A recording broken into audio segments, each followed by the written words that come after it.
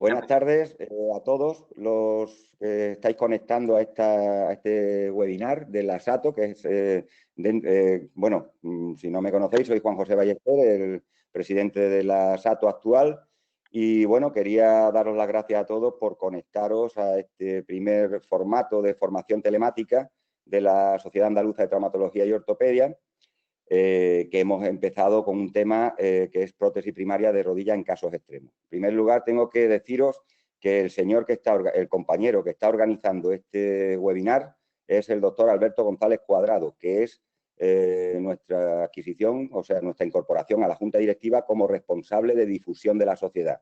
Está encargándose de que el Twitter, el Facebook y organizar también la página web, el portal de la SATO, que le hacía falta una actualización un poco para que todo lo más reciente pues se haga lo más accesible también, ¿no? Que podáis acceder a los grupos de estudio, a los coordinadores de los grupos de estudio. Hemos nombrado también un responsable de coordinación de los grupos de estudio, aparte de los coordinadores de cada grupo de estudio. Y también estamos haciendo un poco una remodelación, una actualización de la Junta Directiva de la SATO. Obviamente contamos con la colaboración, como tenemos aquí también, por ejemplo, a José Ángel Ruiz Molina, que es miembro de la Junta Directiva, aparte de experto del grupo de estudio de rodillas, pero nosotros no prescindimos de nadie que estuviera participando de forma activa y gustosa en la anterior Junta Directiva, sino hacer una serie de remodelaciones y activar un poco, hacer la vocalía un poquito más participativa. Así que estamos abiertos a todo. Para no demorar mucho el tema, el motivo de este webinar es presentaros esta sesión clínica online sobre prótesis primaria de rodilla en casos extremos, agradecer a estos expertos que participan y que voy a nombrarlos porque han sido muy valientes, se han ofrecido en prácticamente 15 días a organizar esta formación online. Primero voy a presentar al doctor Alejandro Espejo Reina, que va a ser el moderador de la charla, como sabéis, uno de los... Buenas tardes. Si te parece, Alejandro, no voy a decir las charlas de lo que vais a hablar porque digamos, va a ser tu función. Solamente presentarte y agradecerte que hayas accedido de esta forma tan activa, ¿no? en la participación a continuación voy a presentar a la doctora Yolanda Barón Pérez, que también, como la conocéis todas, es coordinadora también del grupo de estudio de rodillas, y agradecerle, por supuesto, su participación activa y su colaboración. ¿Qué tal, Yolanda? Bueno, luego ya... Sí, Yolanda. Hola, Juanjo, buenas tardes. Buenas tardes. Solamente, para no enrollarme, solamente presentarte y agradecerte de nuevo tu colaboración y tu participación. A continuación voy a seguir presentando a José Ángel Ruiz Molina, que ya también conocéis todos, y que, bueno, tiene una charla muy interesante, pero que no la voy a nombrar porque esa es función del moderador, ¿no? También, por supuesto... Buenas tardes, José Ángel, ¿qué tal? Buenas tardes, Juanjo, buenas. Bueno, muchas gracias, y encantado de verte de nuevo. A continuación voy a presentar al doctor Pablo Barrena, que también conocéis todos, es miembro de la unidad del Virgen del Rocío de rodillas, y bueno, pues también tiene un tema muy interesante que luego ya explicará el moderador y cuando le dé la palabra. ¿Qué tal? Buenas tardes, Pablo. Buenas tardes, Juanjo. Muchas gracias. Gracias a ti por participar, por ofrecerte a participar, que yo sé que todo esto es un esfuerzo extra, ¿vale? Y a continuación ya voy a presentar al doctor Francisco Javier Laspita, que ya tenía la oportunidad de conocer, porque ha estado trabajando aquí en Cádiz, ahora está en Huelva, creo que es el jefe de sección de la unidad de rodillas. Y bueno, Francisco, ¿qué tal? ¿Cómo estamos? Buenas tardes. Buenas tardes, Juanjo. Bueno, ¿qué tal? ¿Cómo ha ido la preparación de estas cosas online y tal? ¿Qué tal? ¿Bien? Bien, ¿no? Bueno, como todo, vamos trabajando y nos ponemos al día con la informática. Efectivamente, esto nos ha servido, como dicen los gestores, bueno, y ahora ya me dirijo a todos, a los alumnos y a los profesores, esto yo creo que nos ha servido, esta crisis que hemos tenido, inesperada, y que ya sabéis todos que hizo necesario retrasar el congreso de la SATO que teníamos previsto en Almería en marzo del 2020, pues lo vamos a hacer en marzo del 2021. Hombre, veo ahí a don Gabriel Domecq. Buenas tardes, no sé si me puede hablar o no, pero saludos, buenas tardes, gracias por conectarte, don Gabriel. Como sabéis, Gabriel aparte de experto en rodillas, ha sido presidente de la SATO y está llevando el director del máster de cirugía de rodilla, pero no quiero enrollarme, solamente comentaros a los socios, muchas gracias, Gabriel, solamente deciros que el congreso de la SATO se va a hacer en marzo de 2021, porque nosotros somos reincidentes en los errores. Quiero decir que si no se pudo hacer en marzo de 2020, se mantienen las fechas previstas de los congresos SATO, que por estatuto se debe hacer en el primer trimestre del año, y si no se puede hacer físicamente en marzo, tampoco se iba a poder hacer físicamente en mayo, y por tanto tendremos una versión preparada del congreso en formato virtual, ¿eh? Y así que vamos a convertir, como dicen los gestores, una amenaza en una oportunidad de mejora, para que todos nos pongamos al día con estas técnicas. Sin más preámbulos, y una vez que ya he presentado y he agradecido a los expertos y también a los, bueno, digo alumnos, pero viendo a Gabriel me da cosa decir alumnos o participantes o asistentes. De todas formas, os agradezco que estéis conectados todos y sin más preámbulos le doy la palabra al doctor Alejandro Espejo, porque va a ser el moderador de esta sesión de casos clínicos. Muchas gracias a todos. Bueno, buenas tardes a todos. Como ya ha dicho el presidente, soy Alejandro Espejo Reina y soy coordinador junior del Grupo Andaluz de Rodillas, y junto con la doctora Yolanda Barón, que es la coordinadora senior, pues queremos agradecer a la SATO esta iniciativa de formación online que tan necesaria se ha hecho hoy en día. El tema fue el que quedó en segundo lugar en la votación del tema de nuestra mesa del Grupo Andaluz de Rodillas para el Congreso de la SATO, y es la prótesis primaria en casos extremos. Y hemos aprovechado para rescatarlo porque nos pareció un tema igualmente interesante. Además, fue votado por los miembros del grupo casi al mismo nivel que el que podremos tener en el Congreso de marzo, como ha dicho ya Juanjo. Entonces, en este seminario vamos a tener a cirujanos muy experimentados en la artroplastia de rodilla, que nos ilustrarán con algunos temas complicados que no se tratan de manera tan habitual en nuestros foros, ¿no? Entonces, sin enrollarme más y para intentar cumplir los tiempos, pues voy a dar paso a Yolanda Barón, que como he dicho antes es la coordinadora senior, que trabaja en el Hospital de Puerto Real de Cádiz y nos va a presentar varios casos sobre prótesis primaria en el adulto joven tras fracaso de cirugía ligamentaria. Yolanda, cuando tú quieras. Hola, buenas tardes. A ver si me da compartir pantalla Alberto y puedo presentar mi charla.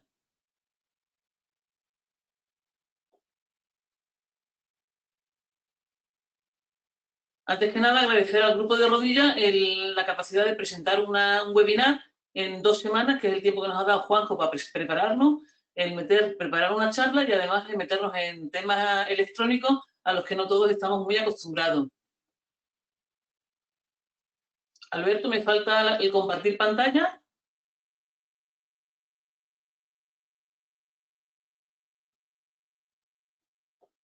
Ya te debe salir, Yolanda, ¿no? No me ha salido, Alberto. No tengo la posibilidad de compartir pantalla.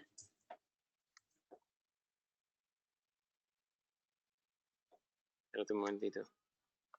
Era una posibilidad de empezar con problemas técnicos. Intentaremos resolverlos en la medida de lo posible.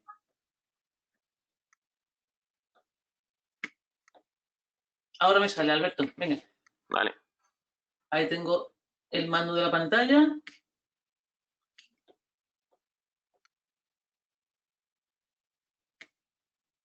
Lo que no tengo es mi presentación en pantalla.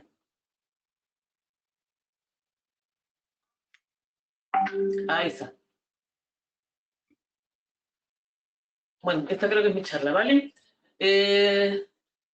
Efectivamente fue el tema que quedó segundo en la votación que hicimos del Grupo Andaluz de Rodillas para presentar el próximo congreso de la SATO. Congreso que se ha suspendido, pero confiamos en que se celebre el próximo año y por eso mantenemos el tema de primera elección, las inestabilidades de rodillas, para la SATO. Y presentamos ahora las prótesis de rodilla en casos extremos. Y uno de los casos extremos que encontramos actualmente es una prótesis primaria en un adulto muy joven tras una cirugía ligamentaria fracasada. El tema lo ilustramos con varios casos clínicos. Empezamos con un paciente joven, multioperado y con una artrosis radiológica y una inestabilidad manifiesta. Nuestro caso es un varón de 43 años que presenta ese dolor e inestabilidad después de 5 cirugías fracasadas de rodilla. Una primera artroscopia en el 95, una primera ligamentoplastia en el octubre del 95, nueva artroscopia en el 98, que filiaría un fracaso de plastia y nueva ligamentoplastia en el 98. En el 2005 hay en la historia clínica una nueva artroscopia de la que no tenemos ilustrado hallazgos. Y en algún momento de tanta cirugía se le hizo una tenodesis lateral extraarticular. Actualmente nos encontramos con un paciente con una atrofia manifiesta de cuádriceps y sobre todo con esta inestabilidad que veis en la exploración. Una lasitud lateral, un pinzamiento medial, una inestabilidad anterior marcada y varias cicatrices en la rodilla. Ante este panorama, ¿qué opciones de tratamiento tenemos? Esta en el estudio radiológico, bueno, pues podemos hacer una nueva artroscopia. Entiendo que sería un toalé artroscópico. Con esta inestabilidad de artrosis creo que aporta poco. Una nueva ligamentoplastia con alinjerto, porque ya tiene fracasada su autoinjerto. Podemos hacer una osteotomía bleguizante para intentar alinear la rodilla. Podemos asociar la osteotomía con una ligamentoplastia anterior. Podemos hacer una ligamentoplastia anterior para estabilizar la rodilla y una prótesis unicompartimental medial. Pero en este caso, visto la radiología, la inestabilidad, el caso clínico, optamos por hacerle una prótesis total de rodilla. En octubre de este año pasado, 25 años después de la primera ligamentoplastia y 22 años después del rescate de la plastia, el paciente con 43 años ha sido sometido a una prótesis primaria de rodilla, una prótesis CR con conservación de cruzado. Y bien, ¿por qué esta indicación y por qué optamos por esta prótesis? Una prótesis primaria cementada, conservando cruzado y no protegiamos rótula. Intentaremos con el resto de casos el ver por qué llegamos a esta decisión. El segundo caso de la serie, igual un paciente todavía más joven, multioperado, con una artrosis radiológica y con inestabilidad. Un varón de 38 años que presenta una dolor, deformidad e inestabilidad de la rodilla derecha. Fue sometido a una reconstrucción del ligamento y refuerzo lateral hace 15 años, a los 23 años de edad. Hace 5 años tiene un episodio de un tratamiento quirúrgico de un ganglión medial de rodilla que se complicó con infección local y con una artritis séptica de rodilla. Hablamos de un paciente de 33 años de edad. Y como cosa interesante, es un médico intensivista que además tiene contratos precarios, no tiene plaza en propiedad, tiene que seguir trabajando si quiere vivir. La exploración, aparte de las cicatrices varias en relación con las cirugías previas, presentaba un balance articular bueno, inestabilidad anterior con un Lastman y pío positivo, un pinzamiento medial por la artrosis interna y en la resonancia artefactada por la presencia de grapas y tornillos, pues sobre todo una meniscectomía interna con artrosis femorotibial interna y una ruptura de la placa del ligamento. En este caso fuimos conservadores con la cirugía, posiblemente por la juventud y por el ser un compañero. Le hicimos una artroscopia que mostraba ya la artrosis avanzada femorotibial interna y empezando cambios degenerativos femoropatelar y femorotibial externa. Realizamos una extracción de la grapa medial, le hicimos una ligamentoplastia anterior con alinjerto de hueso tendón hueso rotuliano por una técnica transtibial, con lo cual no hizo falta retirar la tornillería previa y con las tecnologías, bueno, con las técnicas modernas de aporte de células madre, le hicimos una inclusión, una inyección intraarticular de PRP intraoperatoria. Seguimos avanzando los casos. En este caso es un paciente menos joven, sin cirugías previas, con una artrosis unicompartimental y con inestabilidad de rodilla. Es una señora de 53 años, una chica de 53 años para los que llegamos ya a la cincuentena, con una rotura crónica del ligamento cruzado anterior de la rodilla. No se le propuso en su momento la estabilización de la misma. Ha evolucionado con un genuvaro, aparece en limitación de los últimos grados de flexión, inestabilidad anterior con el manipio positivo, radiológicamente una artrosis en el compartimento interno confirmada por la resonancia. En este caso, el tratamiento quirúrgico al que optamos ya en pacientes en la cincuentena nos cuesta menos proponer prótesis, pues fue una prótesis unicompartimental medial. Como sabemos que las prótesis unicompartimentales, si la rodilla no es inestable y fracasan en breve, le asociamos una estabilización anterior con un autoinjerto de isquiotibiales. Hicimos una técnica all inside, fijación femoral con un tipo anclaje cortical y tibial con un tornillo interferencial de dentro a fuera. Este fue la corrección que conseguimos en la telemetría en la alineación de las rodillas. Avanzamos en los casos, un nuevo caso, paciente también joven, multioperado, con un varo progresivo que presenta artrosis e inestabilidad. Es el paciente más joven de la serie con 31 años. Este paciente fue sometido a una meniscectomía interna completa hace 10 años, con 21 años de edad. Con la inestabilidad residual se le hizo una reconstrucción del ligamento por la técnica del doble túnel, a los 28 años de edad. En esa exploración, la artroscopia mostraba ya lesiones condrales, grado 2, en el compartimento interno. La aplastia fracasó, evolucionó hacia un varo progresivo con inestabilidad anterior manifiesta en el asma lípido positivo, y la propuesta en este caso, con paciente tan joven, pues fue el hacer una nueva reconstrucción del ligamento cruzado con el injerto de hueso de un hueso rotuliano, técnica transtibial, y una osteotomía tibial valigizante de adición medial. El último control radiológico que tenemos es del 2012, cuando se le hizo la retirada de la osteosíntesis de la osteotomía. El paciente continuó con una artrosis interna y actualmente, a los 42 años de edad del paciente, o 10 años después de la cirugía, revisado el historial en Diraya, no constan nuevas consultas ni nuevas cirugías por problemas de rodilla. Y hemos visto en el programa de Diraya que el paciente aporta el 50% de las recetas, con lo cual todavía debe estar en activo, no es un incapacitado del sistema. Y para presentar las conclusiones después de revisar estos casos, pues sabemos que la aparición de signos degenerativos en rodilla tras reconstruir un cruzado tiene una prevalencia del 40 o 70% de los casos. Si además se le asocia a una meniscectomía interna, el porcentaje de artrosis alcanza el 80-85%. Sabemos que la reconstrucción del cruzado no reduce la incidencia futura de artrosis, aunque también sabemos que no lo aumenta, pero tiene mejor resultado funcional que estas rodillas que dejamos con esa inestabilidad que vayan evolucionando. El riesgo de terminar necesitando una prótesis de rodilla es 7 veces mayor en la población con lesión del cruzado que en población que conserva dicho ligamento. Así que un 1,8% de estos pacientes precisarán una prótesis total de rodilla a los 15 años de la cirugía del ligamento cruzado anterior. ¿Y por qué, aunque reconstruyamos el ligamento, estos pacientes siguen evolucionando a artrosis? Porque cuando optamos por un tratamiento conservador, aconsejamos al paciente un cambio de la actividad física, mientras que si optamos por el tratamiento quirúrgico, permitimos al paciente que retorne a su actividad deportiva previa. Eso puede explicar por qué, pese a la reconstrucción, son pacientes con un alto riesgo de artrosis radiológica. Y en cuanto a las conclusiones, en el tema de las prótesis en pacientes muy jóvenes, pues continúan siendo un reto actualmente por el alto nivel de actividad de estos pacientes, su longevidad y porque sabemos que en el futuro necesitarán sí o sí un rescate protésico. Sabemos, o lo publica la literatura en los metaanálisis que he revisado, que los principales factores que van a determinar el aflojamiento en estos pacientes con prótesis de rodilla a edades tan jóvenes van a ser la utilización de componentes femorales no cementados y una mala alineación del componente tibial, tanto en el plano coronal como el sagital. En los estudios publicados tampoco han mostrado mejores resultados con el uso de las prótesis con diseños más modernos. El uso de prótesis high flex, platillos móviles, recubrimientos cerámicos, no han mostrado que nos permita una mayor evolución o una mayor edad hasta llegar a la necesidad del rescate protésico. Y así que, visto lo visto, el uso de prótesis de rodilla con buenos diseños actuales, con los publicados en los registros de prótesis, una buena calidad del polietileno, los modelos actuales con polietilenos altamente reticulados y el uso de una técnica quirúrgica refinada van a ser los mejores predictivos para tener buenos resultados cuando optemos por la solución de la prótesis total de rodilla en estos pacientes tan jóvenes.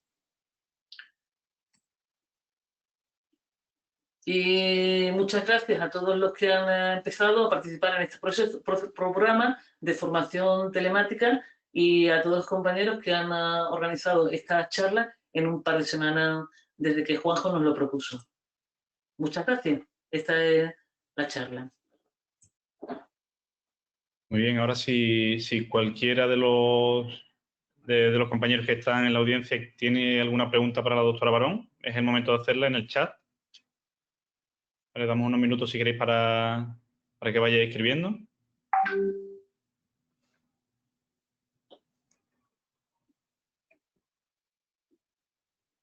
A mí me cuesta mucho indicar una prótesis de rodilla en un paciente de menos de 50 años, me lo pienso mucho, ¿eh? El caso que he presentado, que puse la prótesis total, es porque habéis visto en la exploración que es que no había forma de estabilizar esa rodilla. Y hacer una estabilización ligamentaria múltiple con ese grado de artrosis me cuesta mucho el no proponer la prótesis. No sé los otros compañeros expertos en rodilla lo que piensan del tema.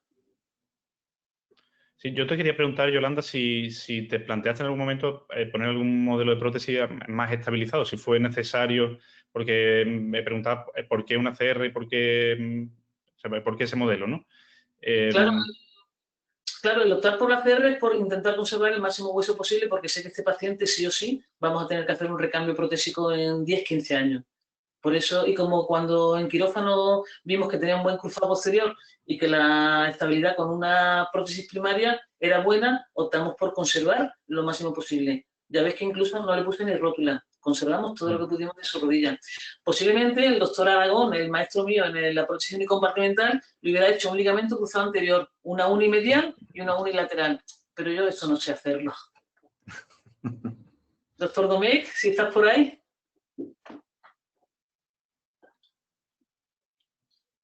Doctor Domecq tiene dificultades con el micrófono. Gabriel, buenas tardes. Buenas tardes. Pero yo tampoco me atrevería. Eso, me parecía muy complicado.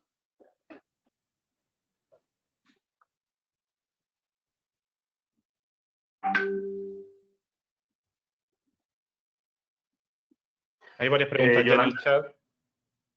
Yolanda, ¿te puedo hacer una pregunta? Dime. En el caso tercero de una persona de 53 años que le has terminado poniendo una uni y un ligamento cruzado, ¿por qué haces técnica all inside en tibia? ¿Sueles hacer siempre la técnica all inside o no te parece que es complicar un poquito más las cosas que ir a algo más seguro?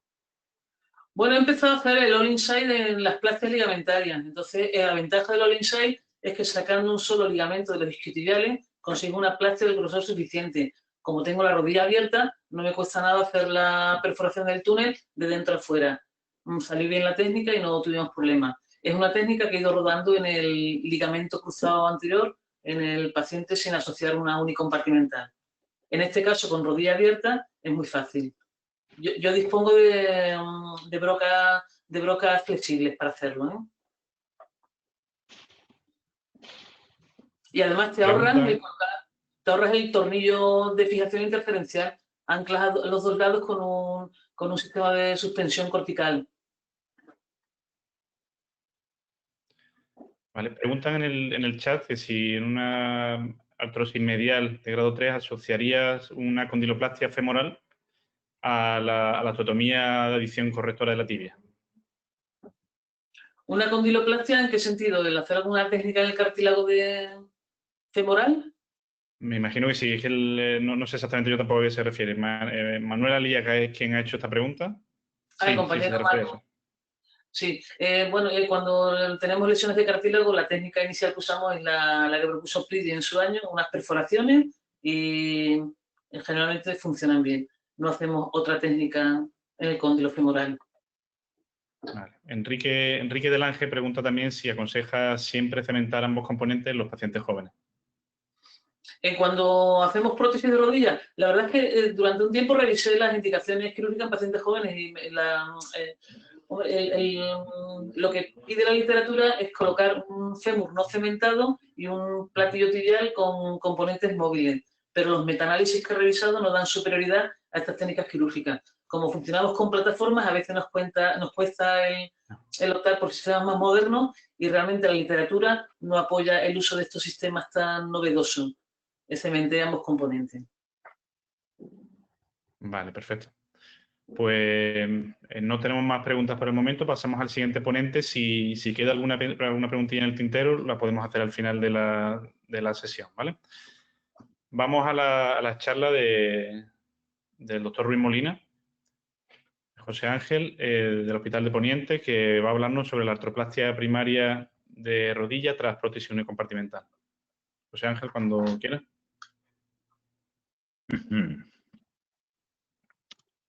¿Se ve la pantalla? ¿Se ve? Sí. Bien. Bueno, pues en primer lugar, muchas gracias, Juanjo, por tus palabras. Gracias, Yolanda, Alejandro, al Grupo Andaluz de Rodilla, por esta iniciativa que me parece muy, muy interesante.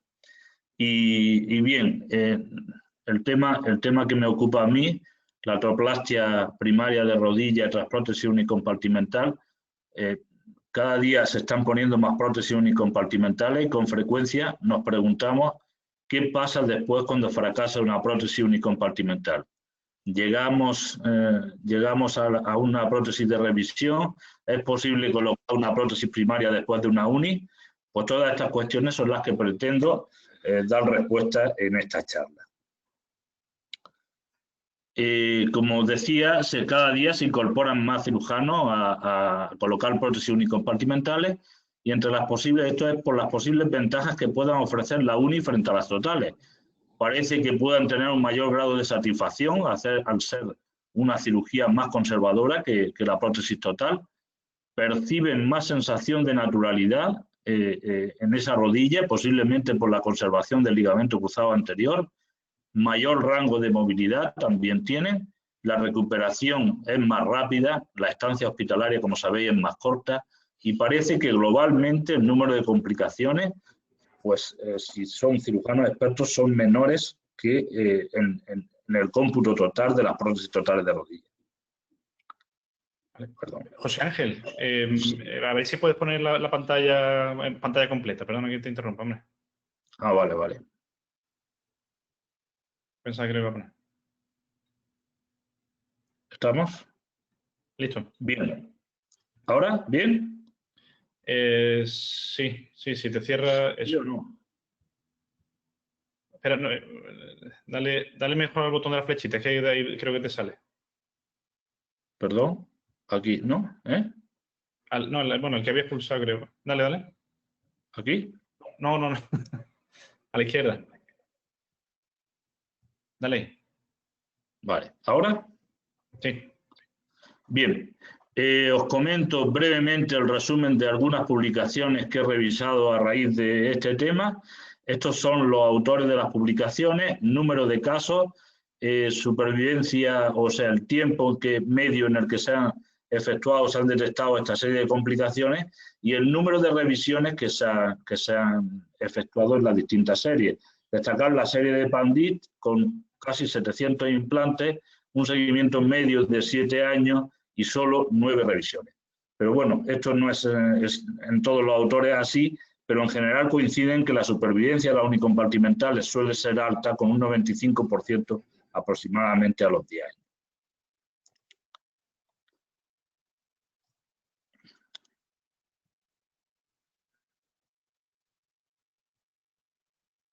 Ahora,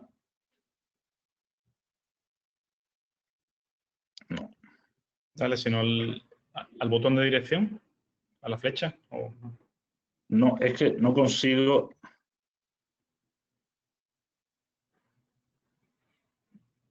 Bien, pero ahora no me pasa la diapositiva. Tienes dos opciones, le das al botón derecho y al siguiente, o abajo a la izquierda sale una flechita también, le puedes dar al siguiente. No, abajo. A la izquierda. Vale. Mi casuística personal, como sabéis, empezamos con la OFOR 3, continuamos con la OFOR 4, 15 años en total, colocando a un ritmo moderado o con cierta prudencia estas prótesis unicompartimentales. En total 180 implantes aproximadamente, y de estos yo he revisado 5. Eso no quiere decir que haya habido algunas revisiones más, como que me la pueden haber hecho otros cirujanos compañeros, igual que los casos que yo voy a presentar hoy tampoco son míos.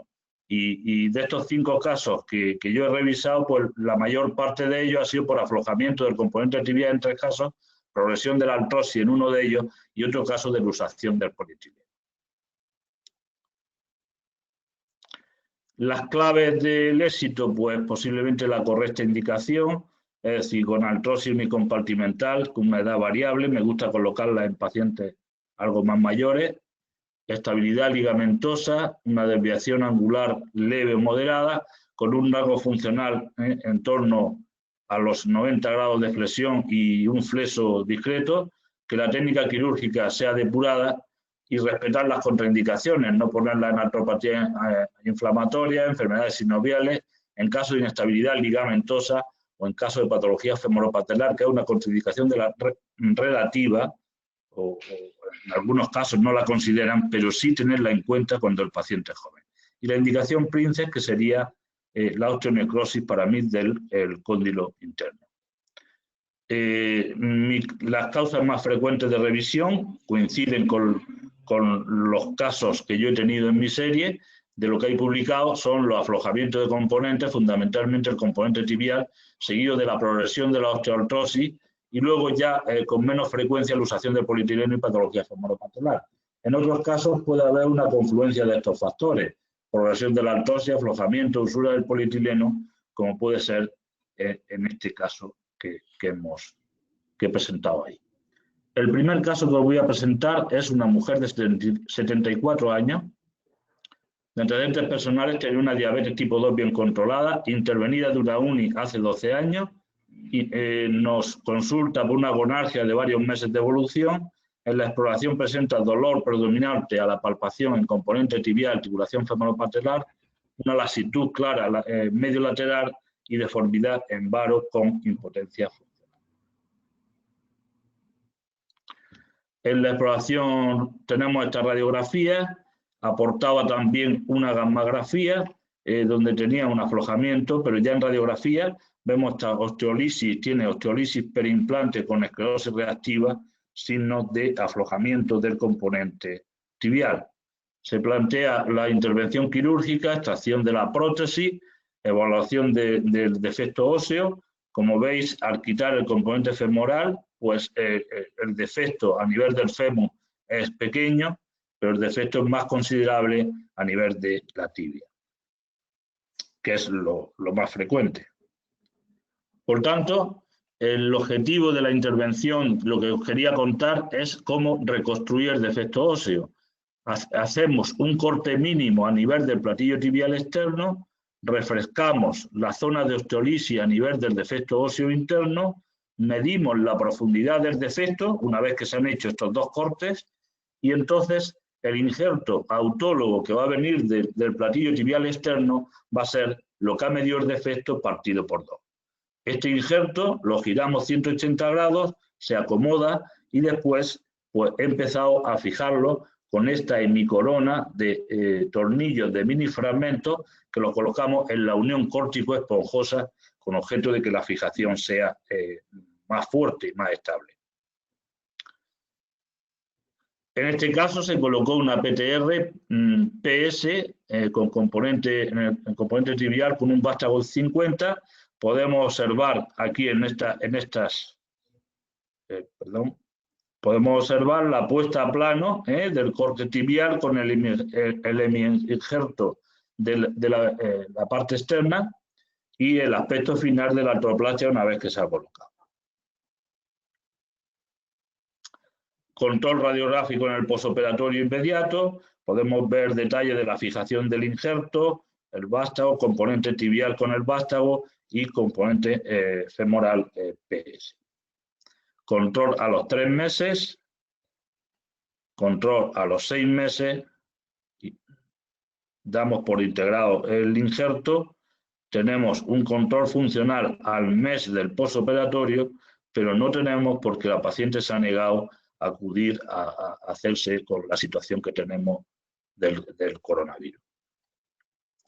Otro caso, por ver otras opciones, este otro caso es similar, una mujer de 70 años, antecedentes personales, una artroplastia primaria con una revisión de la rodilla izquierda, en la rodilla derecha presentaba una prótesis unicompartimental de 11 años de evolución, acude por gonargia derecha de 14 meses de evolución y presenta también dolor tricompartimental con lasitud lateromedial e impotencia funcional. Lo mismo, se plantea una cirugía similar a la anterior. Aquí vemos cómo el hemi-injerto se acomoda al platillo tibial interno hasta ponerlo a plano. Aspecto de la prótesis, en este caso, se colocó, como el grosor del injerto era menor, se colocó una prótesis primaria CR.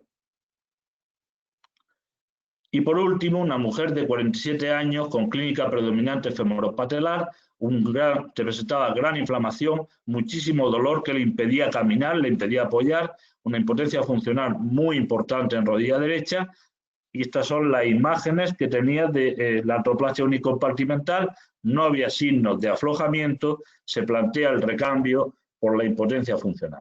En este caso se conseguía hacer una resección colocando por encima de la cabeza del peroné y se optó por una prótesis primaria con un polietileno más grueso. Y esas son las radiografías en el posoperatorio y a los 3 meses de evolución, y el resultado es satisfactorio. Bien, revisando algunas series sobre las revisiones de unicompartimentales, para Kahn y colaboradores, el 78% de las conversiones de las uni a totales pueden realizarse con implantes CR.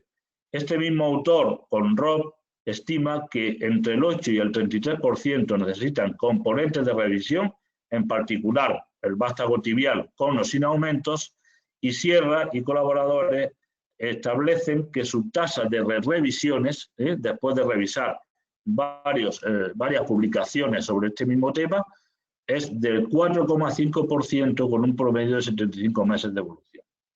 Y en general todos coinciden que el aflojamiento es la primera causa de la revisión.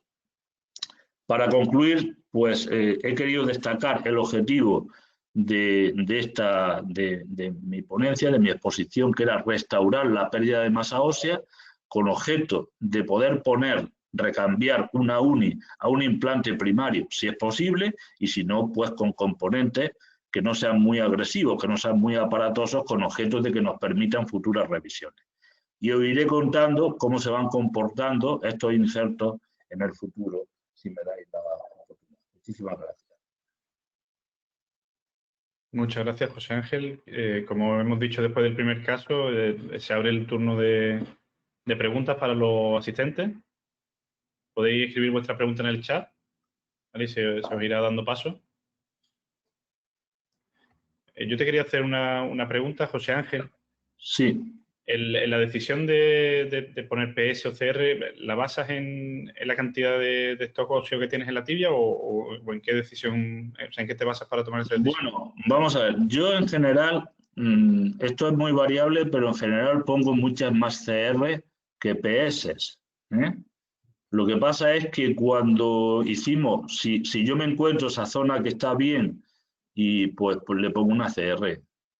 Pero en el caso ese de la revisión, pues yo vi que estaba muy comprometido ya el ligamento cruzado posterior, pues me fui directamente a la PS. José Ángel, yo quería comentarte, ¿me oyes? Sí. Nosotros solemos poner suplemento, más que nada porque y con un pequeño vástago, más que nada porque la caída posterior que deja el defecto óseo de la retirada de la bandeja de la uni, a veces no es tan fácil. Vamos, a mí no se me ha ocurrido poner un injerto, sinceramente. Para nosotros era más fácil de entrada poner un pequeño suplemento, suele ser de 5, rara vez de 10, rara vez de 10, y así conseguimos que los polis sean de el mínimo, 9, 10, según el tipo de prótesis. Nunca se me había ocurrido poner injerto óseo en el defecto. Creo que bueno, yo por eso he dicho, yo hablo con cautela. Yo estoy contento con los resultados de los que he hecho, pero esto quiero verlo cómo se comporta a 3 años, ¿me entiendes? Sí.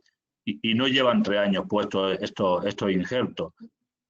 Indiscutiblemente, por lo menos te quitas... lo que tú dices, te quita unas complicaciones y sobrevienen otras complicaciones, ¿no? Sí, de forma inmediata te quita el problema, es posible, pues no sé, a mí el miedo que me da es que haya que tener, que no se integre el injerto y que pueda haber algún caso de infección, ¿no? Sí. Pero, bueno, pero luego... Otro comentario era que la causa principal de revisión suele ser la progresión de la enfermedad, O sea, Gabriel, bien. De los componentes, Sí, la enfermedad progresa, pero yo, en los casos que he tenido... Es una discusión puramente teórica, ¿no? Pero en la revisión que nosotros hemos hecho de nuestros casos, la progresión supera un poquito al aflojamiento. Sí, son las dos causas más frecuentes. Bien, en una serie es una, en otra serie es otra, ¿vale? Sí, con respecto a lo de los injertos, eso tienes que evaluarlo en cada caso. pero es una opción si consigue restaurar el stock óseo y luego los tornillos colocados en la unión córtico-esponjosa hacen buena presa, ¿eh? Bueno, yo creo que si las superficies óseas están bien cruentadas, nada más que con la impactación de la bandeja tibial, seguro que se queda, ¿eh? Sí, pero yo prefiero darle estabilidad al injerto, que es lo que me parece muy importante, que se quede estable, ¿no? Sí, sí. Pero bueno, que lo que he pretendido pues es restaurar el stock óseo con objeto de que nos dé una posible cirugía más cómoda en el futuro, ¿eh? Una buena idea. Y bueno, que os lo contaré, por supuesto, ¿eh? Os lo contaré. Porque además, pues bueno, pues esto es el caso que más tiempo lleva 1 año, ¿me entiendes? Y así tengo unos cuantos casos, ¿no? Pero ya te digo que no lleva un seguimiento. Yo quiero esto verlo cómo se comporta más cuando lleve más tiempo, ¿eh?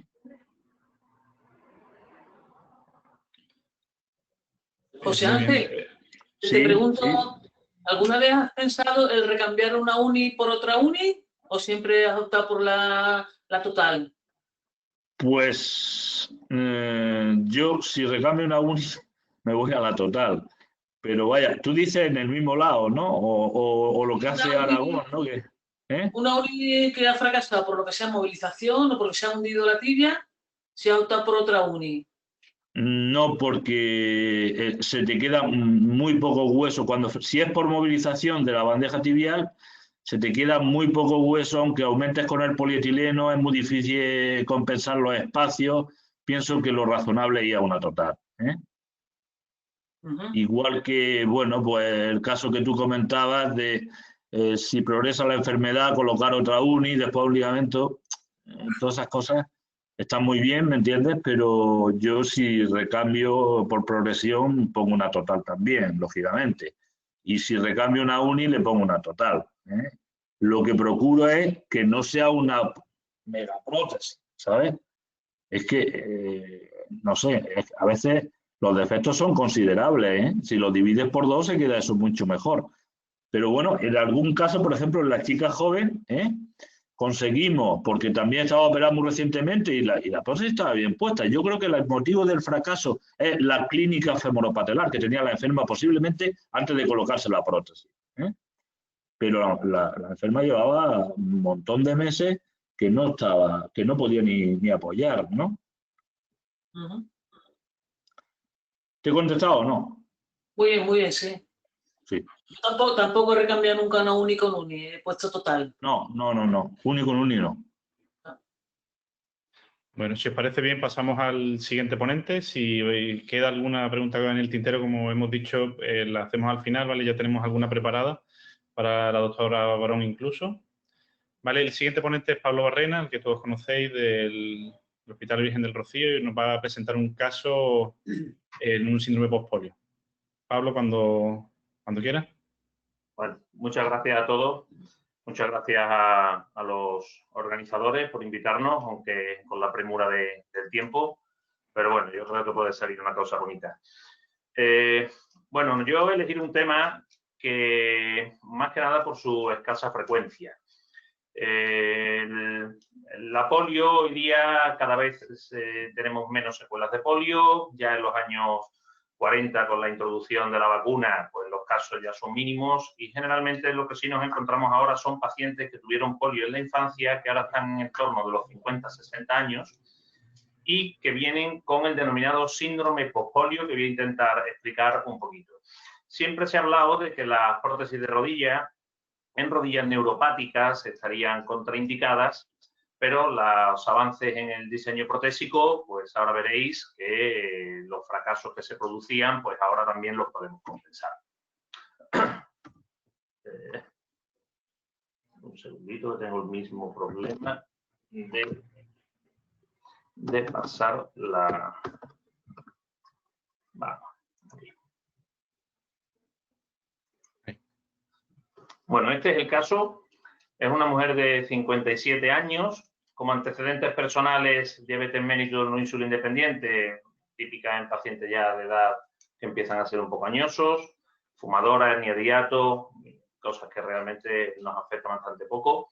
Sí que tiene múltiples problemas articulares, tiene una cervicoartrosis con una hernia discal C4, C5, tiene intervención ya de los dos manguitos rotadores, una cromioplastia en un hombro, un manguito rotador en el otro, y una intervención del tobillo derecho donde presenta una artrodesis que después os lo voy a enseñar. Aquí la tenéis en las intervenciones del hombro y sobre todo la rigidez y fijación que tiene en el tobillo derecho, que un poquito más adelante ya os explicaré en qué nos afecta a la hora de colocar una prótesis de rodilla, porque tenéis que tener en cuenta no solo la rigidez, sino la actitud generalmente que se produce con un pie caído, un pie rígido, que suele ser un pie cabo y que no va a tener un apoyo plantígrado del pie en el suelo. Lo que sí nos afecta a nosotros en la charla que voy es que es una persona con una secuela de polio en ambos miembros inferiores, con pérdida de fuerza. Además tiene un antecedente de fracturas en tibia y peroné y a nivel distal del fémur, aunque no lo ponga, y que ya en la densitometría ósea a nivel general es una mujer posmenopáusica que tiene también una pérdida de hueso generalizada. Estas son las radiografías de esta paciente, donde podéis ver las secuelas que tiene de la fractura que tuvo a nivel femoral. Se puede ver también una irregularidad de la superficie condral y un aspecto muy característico es que presenta una rótula muy baja, casi por debajo del nivel de la interlínea articular. Pero para tomar decisiones sobre casos como este, lo primero que tenemos que plantearnos es qué debemos saber del síndrome postpolio a la hora de esta toma de decisiones. Bueno, pues la polio es una enfermedad infecciosa donde el virus actúa sobre las células motoras fundamentalmente de la médula espinal.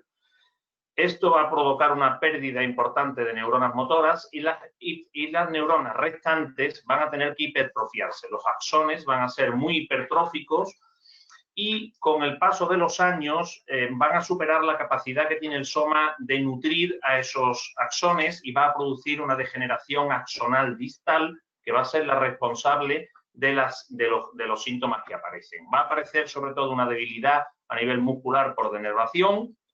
Vamos a tener signos de malnutrición, deshidratación y neumonía por afectación de la musculatura a nivel de la garganta. Podemos tener una insuficiencia respiratoria por afectación de los músculos respiratorios, pero a nosotros a nivel de los miembros inferiores lo que nos afecta fundamentalmente es la debilidad muscular que va a provocar caídas y fracturas repetidas en los miembros inferiores y una osteoporosis que en ocasiones puede venir relacionada con la edad, pero en ocasiones también puede venir relacionada con la inactividad y la inmovilidad prolongada de este tipo de pacientes.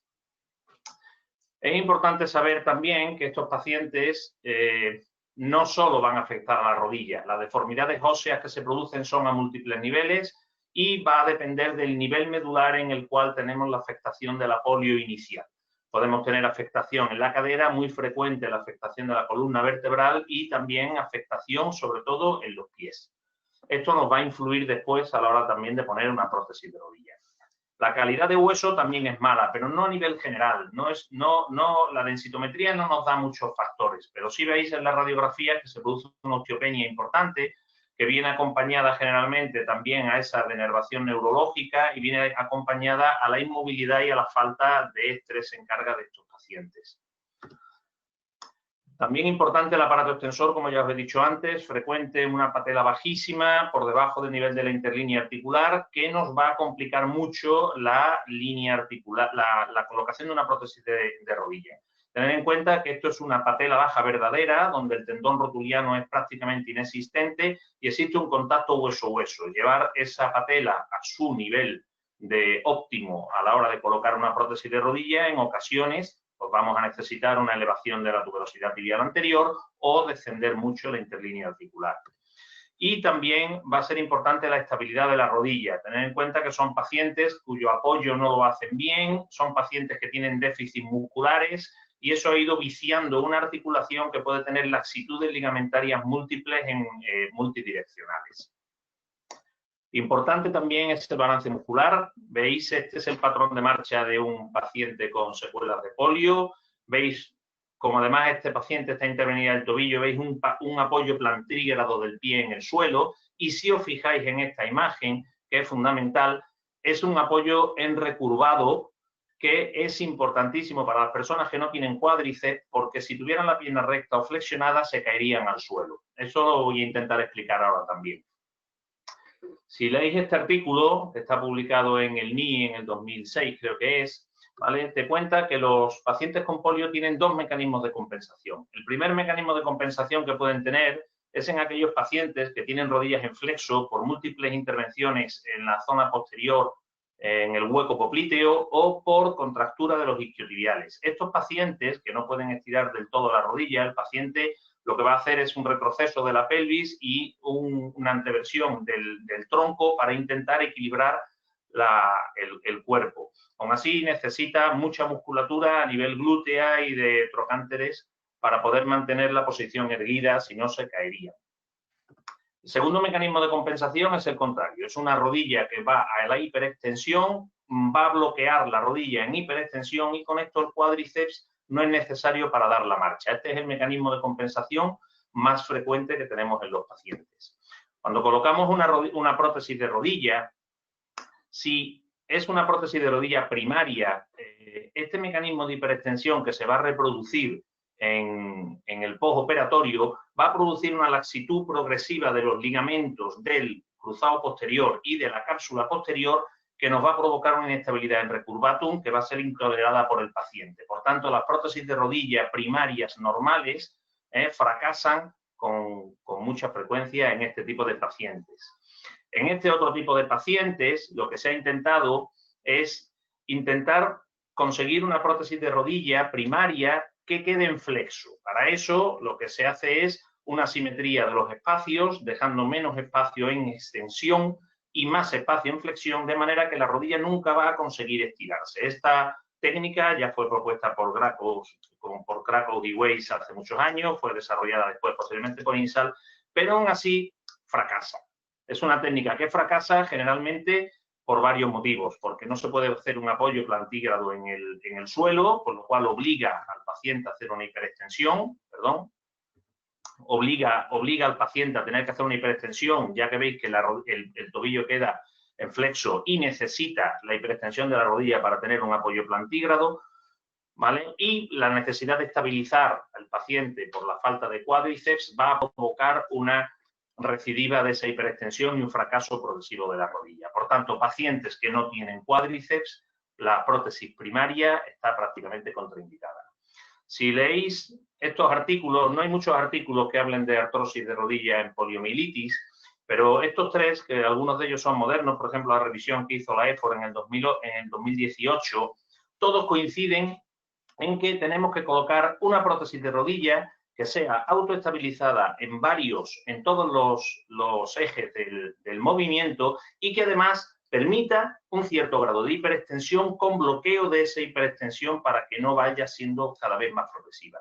En este sentido, las prótesis rotatorias de segunda generación, como estas que estáis viendo, van a permitir la estabilidad y la hiperextensión de estas rodillas, pudiendo ser colocadas en los pacientes con polios. Intentando hacer un poco de algoritmo de cómo conseguir y qué indicación poner de prótesis de rodilla, ¿vale? Si tenemos un cuádriceps que tiene una fuerza superior a 4/5 o igual a 4/5 y tenemos una rodilla que es estable, podemos intentar poner una prótesis primaria. Hemos dicho que las prótesis primarias y el recurvatum fracasan en aquellos pacientes que no tienen cuádriceps. Si el paciente tiene cuádriceps, se puede poner una prótesis primaria. Aquí os pongo este caso. Este es un paciente de 67 años que no tiene alergias medicamentosas, que hace una vida normal, incluso laboral, es comercial de una empresa. Tiene una secuela de polio en la pierna izquierda, pero nunca ha tenido grandes secuelas funcionales. De hecho, es jugador de tenis y ha sido campeón de Andalucía de tenis.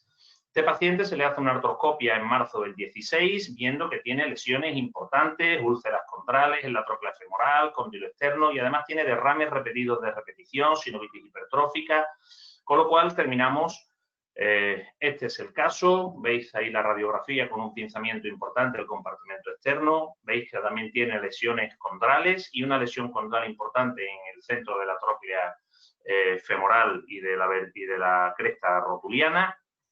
En estos casos, nosotros en este caso indicamos al paciente una prótesis de rodilla, Prótesis de rodilla que tiene que estar muy bien colocada si quieres una actividad funcional importante del paciente. Veis que esta prótesis de rodilla está perfectamente alineada en el eje, que está perfectamente ajustada a todos los cortes, que tiene una rótula con una altura rotuliana y un centrado rotuliano que es perfecto.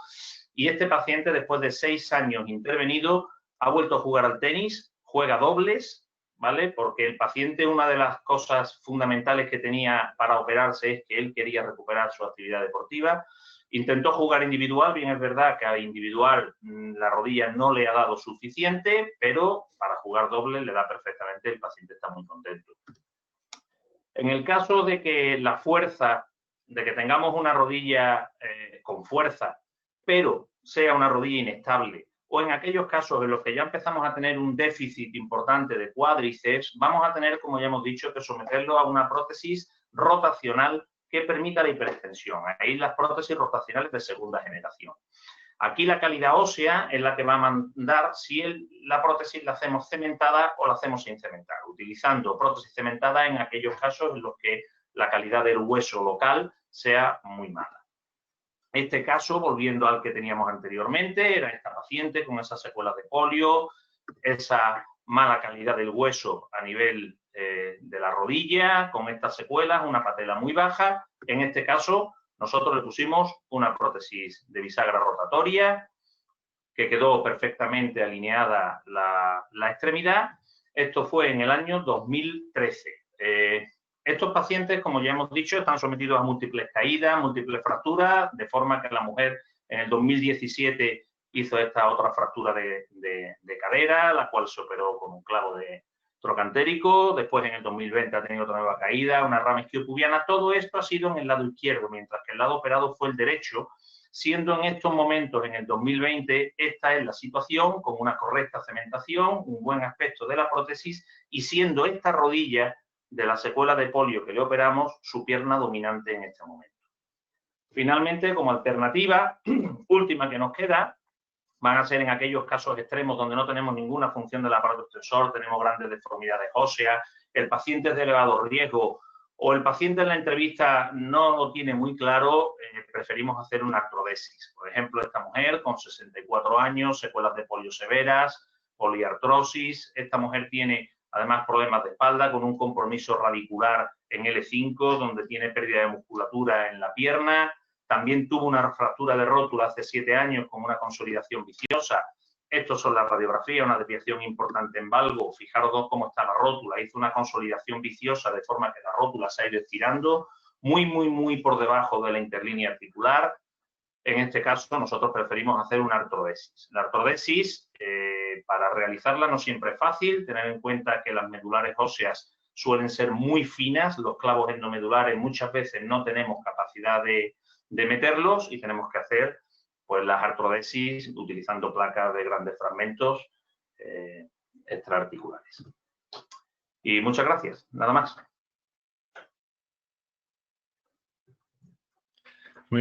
Muchas gracias, Pablo. Si la audiencia tiene cualquier pregunta, ya se podéis ir preguntando en el chat o se irá dando paso con el micro.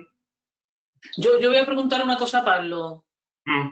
Pablo, en caso de paciente con polio de ambas rodillas, las dos con cuádriceps por debajo de 3, ¿optas por artrodesis o por una silla de ruedas? Yo, los que me conocen saben que soy bastante aventurero, ¿vale? El problema de la cirugía con este tipo de pacientes es que tú tienes que llegar a un contrato personal con el paciente. Tú tienes que valorar. Ese caso, por ejemplo, de la artrodesis que yo he puesto en el último lugar, es un caso donde tú le cuentas a la paciente, mira, yo te puedo intentar poner una prótesis rotacional, pero tienes múltiples problemas. Tienes una rótula que no sé cómo la voy a poder solucionar. Entonces, yo puedo intentar ponerte una rotacional. Tiene que ser obligatoriamente cementada por la calidad del hueso. Tengo que disminuir mucho, bajar mucho la interlínea para intentar elevar esa rótula. No sé si voy a tener que hacer una hemipatelectomía inferior porque tiene una rótula anchísima. A lo mejor tengo que hacer una osteotomía tibial para poder ascender la rótula hacia arriba. Y todo esto con una prótesis cementada. ¿Para conseguir qué resultado? Que tú te pongas de pie y seas capaz de sujetarte. Pero también ocurre un problema. Puedes que no te sujetes. Y si no te sujetas, ¿qué hacemos? Porque entonces habría que quitarlo todo para hacerte una artrodesis. ¿Tú estás dispuesta a someterte a esos riesgos a sabiendas que las posibilidades de ponerte de pie son pequeñas? La paciente dice, hombre, es que es un riesgo muy elevado. Pues entonces te hago una artrodesis. Yo estoy dispuesto siempre a buscar la solución más funcional para la rodilla, siempre y cuando el paciente la acepte. Y hay que explicárselo así, no te puedes guardar nada. Estas consultas son consultas de 45 minutos con el paciente. Y si esperan los demás en la sala de espera, esperan los demás. Pero todo esto es un contrato personal. Entonces, yo en el caso que tú me estás diciendo, este caso, el anterior, donde yo le he puesto una rotacional, es bilateral. Tiene secuelas de polio en las dos piernas, pero en esta era la más grave de las dos. Y es la que tiene puesta la rotacional, que es ahora su pierna dominante. Es decir, yo intento no tener que hacer artrodesis, salvo en casos muy complicados. Y la experiencia también te voy a decir otra cosa. Yo siempre que le pongo una rotacional de este tipo a un paciente, siempre le digo que hay otra posibilidad, y es que yo le pongo la rotacional que le va a permitir una movilidad de la rodilla, le va a permitir sentarse en un coche, le va a permitir, pero nunca descarto el que si el paciente se sigue cayendo, pueda terminar utilizando una rodillera con posibilidades de fijación o un tutor de marcha. Entonces, todas esas opciones tú te las tienes que dar al paciente y ahí eres tú con el paciente el que tienes que tomar la decisión.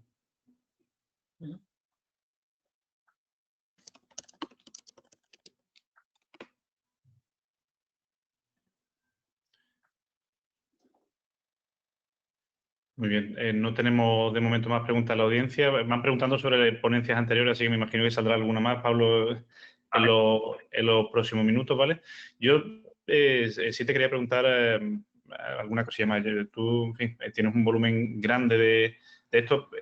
¿Cuántos casos de estos te encuentras al año y qué porcentaje aproximadamente dedicas a una artroplastia o a artrodesis? No es frecuente, Alejandro. Nosotros sí tenemos mucha gente que llega con secuelas de polio, pero realmente siempre intentamos ser bastante conservadores.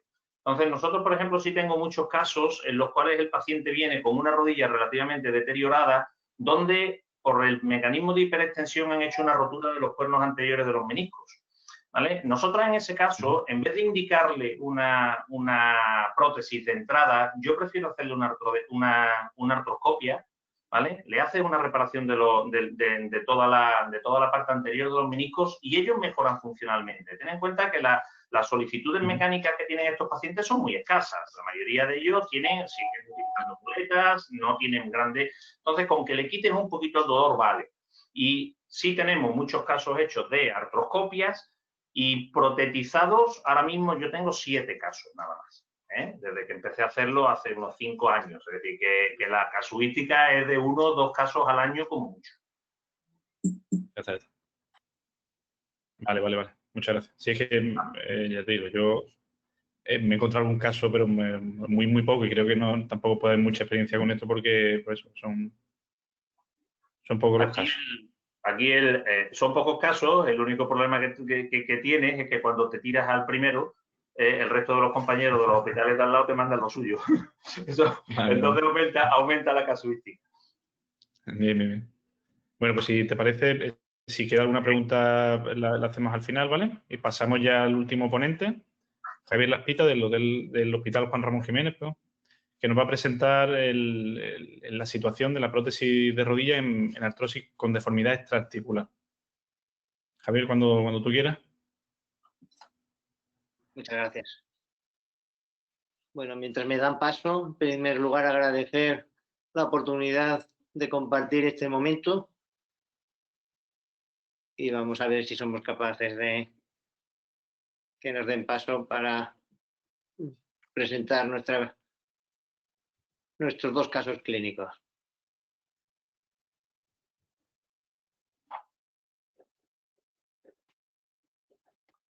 ¿Puedes ahora?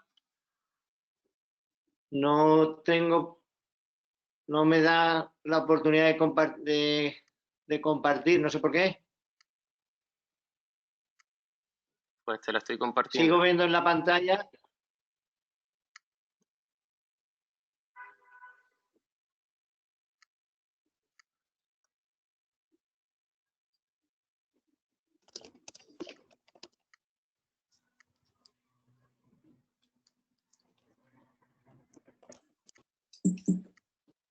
No veis mi pantalla, ¿no? Nada, ¿no te sale la invitación? No, no se ve. No.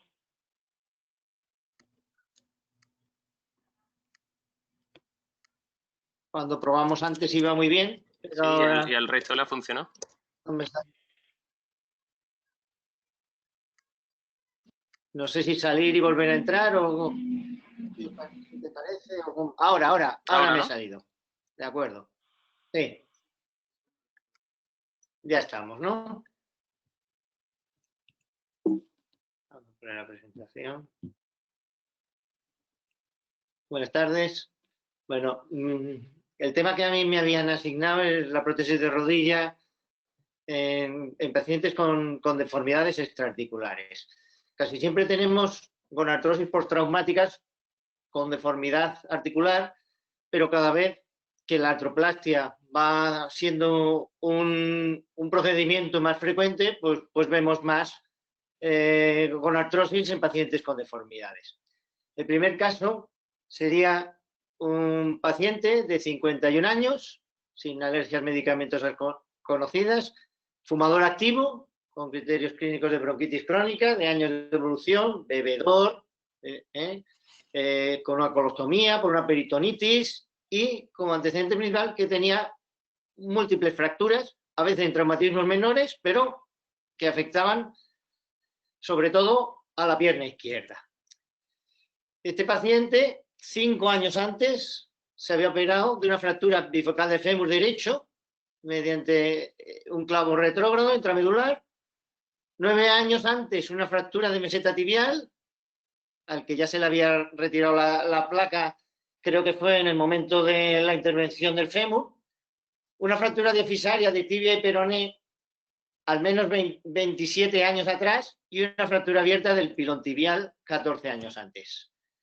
Estas serían las radiografías, en la que vemos las alteraciones degenerativas, sobre todo el compartimento externo, probablemente sería un hundimiento de la meseta externa, con la fractura bifocal del fémur, con unos bulones en distal, y los tornillos no se ven en esta radiografía, pero en proximal, y se ve parte de la deformidad de la tibia, que en la teleradiografía podemos observar que tiene una deformidad a nivel de tercio medio de la tibia, en tercio medio, en la unión en medio proximal, en el tercio medio y en el pilón tibial. La ventaja de este paciente es que la alineación de la pierna en general no era demasiado mala. Entonces, la primera decisión, una vez que hemos decidido que necesitan una prótesis de rodilla, es si hacerlo en un tiempo o en 2 intervenciones. Si primero retirar el material y después realizar la artroplastia, o sí, y qué tipo de prótesis es la que necesitaríamos. Entonces, dado que la retirada del clavo, bueno, pues utiliza el mismo abordaje que utilizamos para realizar la artroplastia, que nosotros solemos utilizar siempre una guía intramedular, pues decidimos hacerlo en el mismo tiempo. Y la inestabilidad de la rodilla, pues nos hizo optar por una prótesis constreñida, evitando las bisagras, puesto que, dada la fragilidad que había demostrado en las tantas fracturas previas, pues podríamos tener problemas si le dábamos demasiado constricción a esta rodilla. El vástago femoral, como hemos dicho, pues una prótesis constreñida, una prótesis condilar constreñida, y entonces el vástago femoral, dado que teníamos el trayecto del clavo, podía seguir perfectamente el trayecto marcado por ese clavo intramedular, ¿vale? Si queríamos pasar, evidentemente, el foco distal, aunque podíamos o pasar el segundo, porque teníamos el canal hecho, o no llegar hasta el segundo. Y en la tibia, pues el vástago nos parecía que nos podía dar muchos problemas por esa deformidad en S de la rodilla, que primero se va al valgo, luego al varo, luego otra vez al valgo, aunque la alineación, como digo, correcta, en general, pues era bastante aceptable. En cuanto a las los problemas técnicos para realizar la artroplastia, pues parecía un caso bueno para una navegación, pero nosotros ni teníamos experiencia, y menos entonces, y además pensábamos que si necesitábamos vástagos, los pines para la navegación, pues tendríamos que tenerlos muy alejados de la rodilla y a lo mejor pues nos era difícil. Quizá la gente que haga navegación nos podía aportar algún dato sobre si se puede hacer con vástagos navegar y demás. Entonces, en el fémur ya hemos dicho que no habría problemas por la guía intramedular, y en la tibia, aunque se podría, y de hecho la mayoría de las prótesis condilares utilizamos como guía intramedular, en general nosotros preferimos siempre usar una guía extramedular a la hora de realizar nuestras artroplastias. Hicimos la intervención, retiramos los clavos proximales, los bloqueos proximales, realizamos la artrotomía, ¿vale? Y retiramos el clavo de retrógrado. Como hemos dicho, hemos usado una prótesis condilar constreñida con un vástago que sobrepasaba el foco de fractura supracondilio, pero no llegaba al foco proximal. Y un mini vástago en la tibia, cementando todos los componentes, incluyendo ese mini vástago tibial. Y con eso conseguimos una correcta alineación como una buena función. Al cabo de 2 meses, evidentemente, no modificamos la dismetría que teníamos entonces. ¿Veis el vástago femoral? Que no llega al foco proximal, aunque podríamos haber puesto uno más estrecho, más largo, y el vástago tibial corto y cementado. Este sería el resultado funcional con la dismetría ya dicha, y que mantiene un eje mecánico muy aceptable, aunque, como he dicho, previamente tampoco lo tenía mal. En el segundo caso, se trataría de una deformidad también extraarticular, pero que sí afecta a la alineación del miembro inferior. Era una mujer de 46 años, muy joven, con dolor, como decía Yolanda, a pesar de la edad, con dolor incapacitante en la rodilla, que a los 11 años se había, a ver que se me ha ido la imagen, se había operado, vamos a ver, he perdido la, a ver dónde estoy.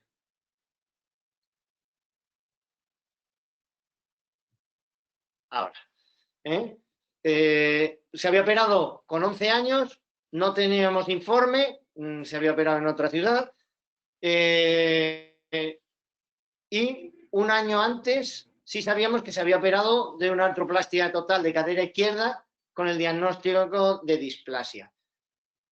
Tenía un genu valgo muy acusado, una cicatriz en toda la rodilla izquierda, un buen balance articular, no era una rodilla claramente inestable, y sí que tenía una alteración rotatoria de los miembros inferiores, vamos, del miembro inferior izquierdo.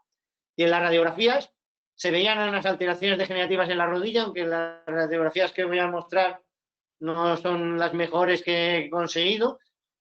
Y la angulación en valgo era sobre todo a costa, el vértice lo tenía en la zona medio proximal de la tibia, donde tenía 2 grapas.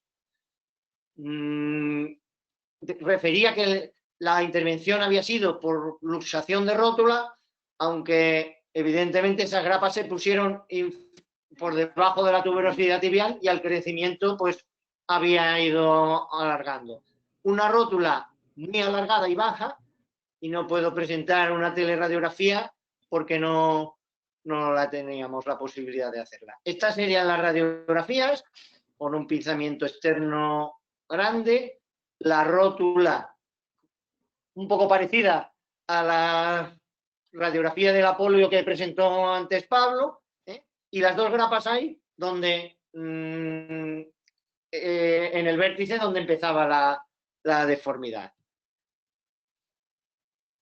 Estamos ante una deformidad extraarticular en el que la interlínea pues es prácticamente normal, casi paralela al suelo, ¿vale? Si corregimos la deformidad de la pierna en la articulación, pues íbamos a tener una pierna totalmente en bayoneta con la interlínea, desde luego, nada funcional.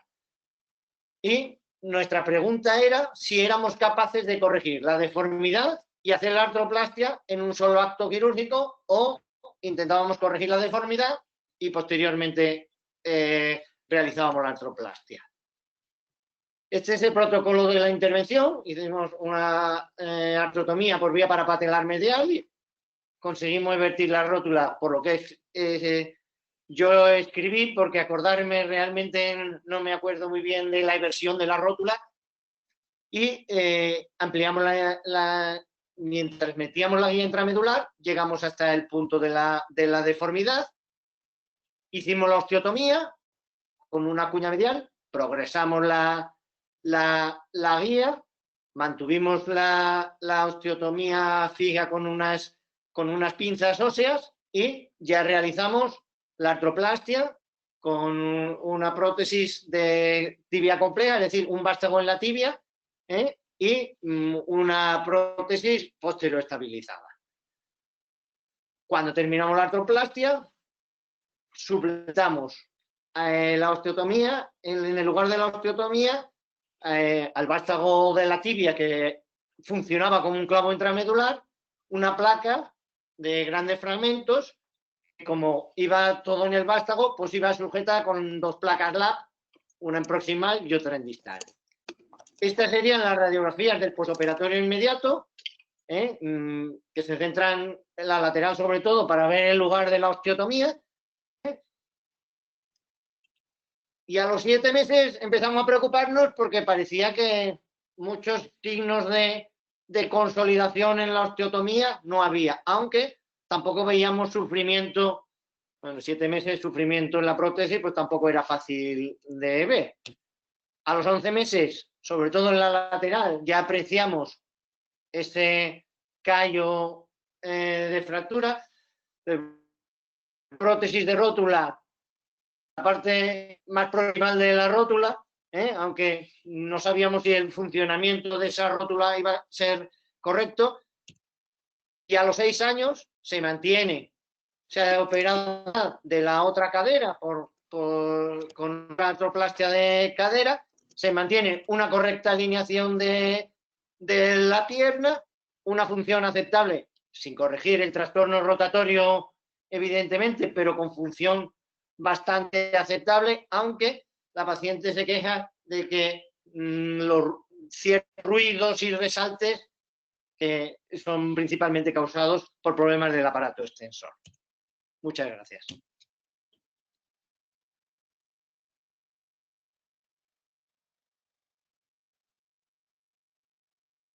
Bueno, muchas gracias, Javier. Damos unos segundillos a ver si alguien se anima a preguntar. En este último caso, ¿qué movilidad le quedaba a la paciente? Porque la verdad es que la patela la tenía bajísima.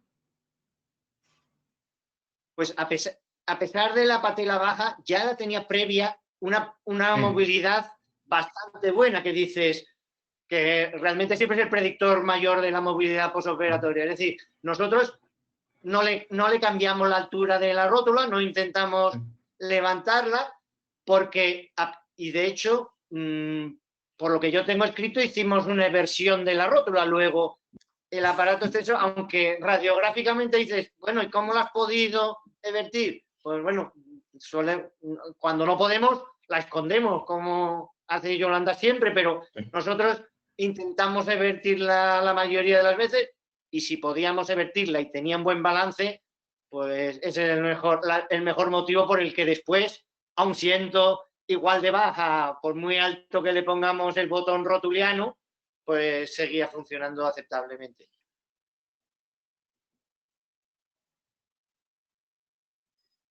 Muy bien. Bueno, yo quiero ir agradeciendo a los ponentes por haberse tenido el tiempo. La verdad es que vamos muy bien. Creo que vamos a tener tiempo para hacer las 2 o 3 preguntillas que tenemos pendientes. ¿Vale? Creo que las exposiciones han sido, los casos son espectaculares. y creo que, en fin, ya me han felicitado varios por privado, así que hago esa felicitación extensiva a todos los compañeros, ¿vale? Bueno, si alguien tiene alguna otra pregunta para Javier. Javier, en el caso último que has puesto, yo, bajo mi punto de vista, casi todo correcto. Quizás la rótula, yo sí soy muy rotuliano, yo hubiera hecho algo sobre el aparato extensor. Pero la pregunta que te voy es, el vástago va muy prefit, el vástago tibial va súper prefit sobre la diáfisis, con lo cual la rotación es prácticamente imposible con ese prefit que consigue ese vástago. ¿No crees que te podías haber ahorrado la placa antirrotatoria, puesto que la placa te puede mantener la diástasis del foco y retrasar todavía más la consolidación? La verdad es que en realidad cuando tratamos una fractura la tratamos con un vástago o con un clavo intramedular y no añadimos ningún elemento. Fue, yo creo, una falta de confianza en que ese vástago que tú no vas a bloquear, que tú no vas, no fuera lo suficiente estable por muy press-fit que tú lo coloques.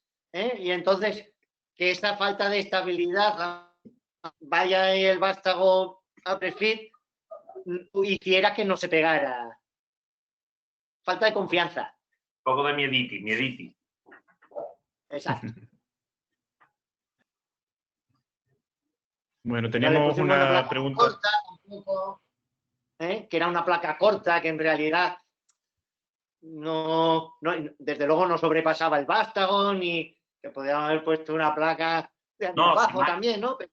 Si más que nada es porque la placa te evita la compresión del foco de fractura y te facilita más la pseudoartrosis. Bueno, teníamos una pregunta para Yolanda, de Enrique del Ángel, que preguntaba en el paciente joven con varo e inicio de gonartrosis medial asociado a inestabilidad anterior, ¿qué piensas de asociar una osteotomía tibial de valguización y extensión a la aplastia del ligamento cruzado anterior? Sí, yo creo que se refiere al paciente de 31 años, que le hicimos solamente la estabilización con el injerto de HTH. Estuvimos pensando en hacer la osteotomía, pero nos parece que había poca deformidad en varo y a lo mejor, siendo un compañero médico, nos costó mucho más complicar la cirugía. Y porque tenía un antecedente de infección 5 años antes. Entonces, nos hicimos lo menos posible, estabilizarle, frenarlo. Soy Gabriel, he leído el correo que te pone la unía. Gabriel, por favor, o Alberto, ¿podéis silenciar el micrófono de Gabriel? ¿De qué comentaba el tema? Pero nos dio un poquito de respeto el hacer más cirugía con una infección relativamente reciente. Vale.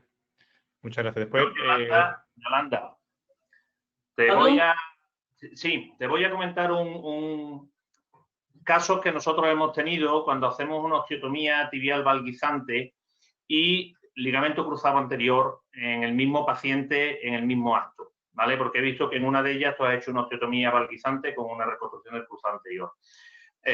Ahora las placas de estabilización angular que se utilizan para sujetar las osteotomías se ponen por la parte medial, ¿vale? Y generalmente se hacen siempre osteotomías de adición. Cuando esa osteotomía de adición es muy grande la que tienes que meter, injertos por encima de 12 milímetros, 13 milímetros, hay un problema y es que en las rodillas que no tienen un ligamento lateral interno muy laxo, al realizar la apertura, tú desperiostizas el ligamento lateral interno de la zona tibial y te puede dejar una inestabilidad residual de la zona medial. Te lo digo porque nosotros tenemos 2 casos que hemos tenido que reoperar porque posteriormente, cuando le hacemos el ligamento cruzado anterior, la inestabilidad medial que nos ha provocado la osteotomía de apertura hace que se afloje también el ligamento cruzado anterior. Hemos tenido después que hacerle una reconstrucción de nuevo del ligamento cruzado anterior y una reconstrucción del ligamento lateral interno. Lo digo por aquellas osteotomías que superan los 12 milímetros de apertura. Yo creo que en estos casos haría una sustracción, una adición medial y una sustracción lateral. Asociaría ambas cuñas o invertiría la cuña, no sé, haría algo así. Claro, el problema es que hoy día tenemos mucha presión en las casas comerciales por el uso de placas de estabilidad angular por la zona medial. Y prácticamente se están desechando las osteotomías de sustracción lateral, porque son un poquito más difíciles de calcular la cuña que tienes que sacar, pero también tienen sus inconvenientes, por eso lo quería dejar. Un momentillo, ¿me escucháis? Sí, ¿no? Sí. Sí. Digo que también en los casos de gran deformidad, en los casos de gran deformidad hay una alternativa que es la osteotomía en V invertida de sustracción-adición. Entonces, se puede combinar, ¿me entiendes? Se puede combinar también en esos casos, ¿no? ¿Por qué? Pues porque la sustracción pura te deja muy poco espacio, te asciende la TTA, y la adición pues tiene los problemas que está comentando Pablo. Entonces, la mitad, lo que reseca en la parte externa, lo adiciona en la parte medial y una osteotomía que planificándola bien va muy bien también, en esos casos. Sí, estoy de acuerdo. Sí, sí. Muy bien. Bueno, teníamos otra pregunta para José Ángel de Javier Cabrera, que pregunta que en el tercer caso de una joven con prótesis unicompartimental y artrosis posterior femoropatelar, que si se podría haber planteado tras la prótesis unicompartimental algún tratamiento en la rótula, previo a la Bien, la vamos a aparición ver. de artrosis, algún Mira, silicado, alguna plancha patofemoral o algo así. bien, yo sí que he asociado esos gestos en alguna ocasión a la unicompartimentales, gestos en la femoropatelar. Incluso mi primer paciente que operé de una uni me hizo un síndrome femoropatelar y esa uni todavía está por ahí puesta y le hice una liberación rotuliana externa después con el paso de los años y se solventó el problema. Pero esta enferma era otra historia. Esta enferma llevaba meses con la rodilla súper inflamada, muy globulosa, era el doble de la otra rodilla, una rodilla en fleso, no podía apoyar. Y esta mujer necesitaba caminar. Me parecía totalmente insuficiente cualquier gesto de ese tipo sobre la rótula para solventar el problema que tenía la enferma. Estaba muy, muy mal y ella ya venía con la indicación prácticamente hecha de recambio y opté por el recambio. La enferma está bien. Pero sí que lo he tenido en cuenta y de hecho en algún caso lo he hecho.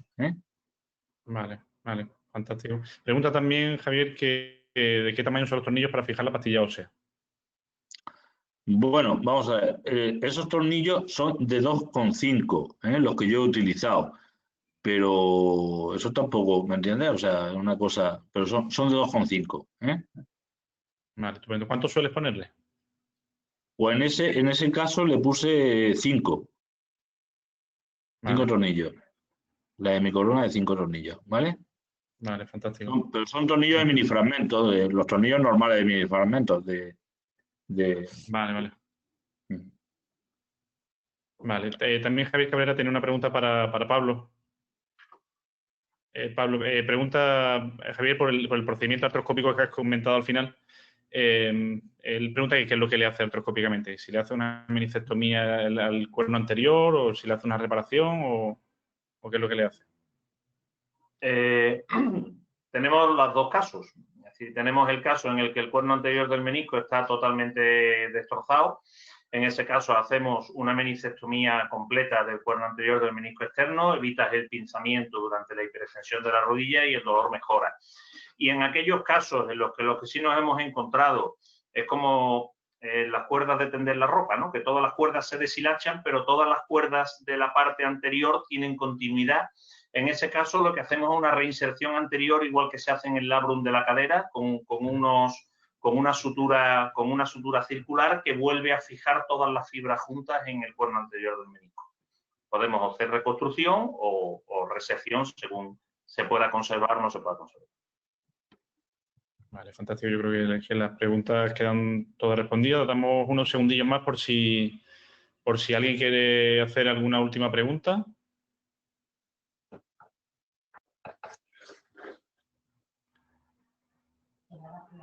Vale, mientras tanto, os recuerdo, en fin, que todas las novedades de la SATO ahora con Alberto en el equipo, pues las podemos seguir por redes sociales, ¿vale? Y todo lo nuevo que se vaya haciendo, que se está haciendo bastante activo, pues lo podremos ver ahí. Además, si ayudamos a darle difusión, pues bueno, yo creo que la SATO tiene una masa social como para que todo lo que se haga tenga una repercusión bastante grande. Cierto.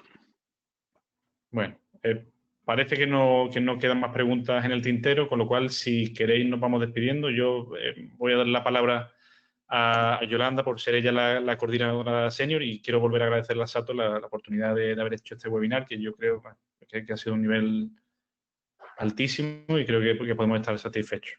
Vale, Yolanda, si quieres decir tú algo para despedir. Pues sí, como veo que Juanjo no aparece en la pantalla, igual se ha retirado. Yo agradeceros a todos que con este escaso plazo que hemos tenido para preparar las charlas, hemos presentado casos de alta complejidad e incluso hemos respondido bien al reto tecnológico que plantean estas nuevas redes, que en el futuro las usaremos mucho y estoy convencida. Muchas gracias a todos los ponentes y muchas gracias a todos los asistentes por esta participación. Y creo que con esto podemos dar por terminada esta primera webinar de la formación telemática de la SATO. Un abrazo, compañeros.